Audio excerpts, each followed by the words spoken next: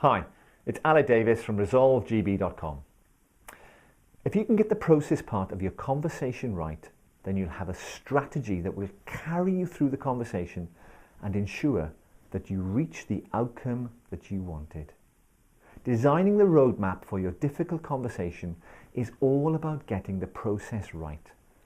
And in this video, I'll show you how. When you're clear in your mind about the issue you want to discuss in your difficult conversation, it's so tempting to just go ahead and get on with it. But if you set out on a journey with a destination in mind, but no clear route to get there, then you're running a big risk of getting lost. I'm a strong advocate of mediation, which is a very, very powerful way to get two people who don't see eye to eye on an issue to reach a mutually satisfactory outcome. Now, part of this process and part of the success of mediation is down to its process, because effectively it's a set of steps, a process to facilitate a difficult conversation. So here's your process, your roadmap for your difficult conversation.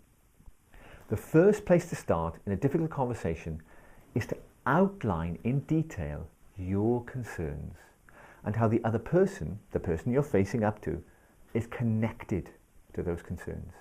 In mediation, we call this the opening statement. So you might say something like this. Jeff, I'd like to talk to you about my concerns relating to 3 specific projects managed by you that have consistently missed the last 3 deadlines. I want to find out what could be causing this and then take steps with you to make sure it never happens again. You okay to do that right now? So what I've just done there is outline the purpose of my conversation. What follows next is the roadmap, which would go something like this.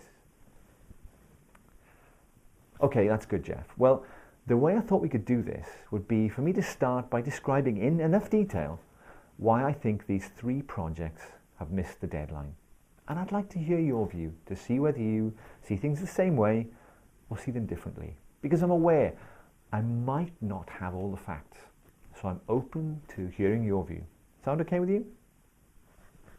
So then go on to describe the outcome that I'd like to reach with Jeff. And I also throw open the possibility that there may be other factors that are causing delays.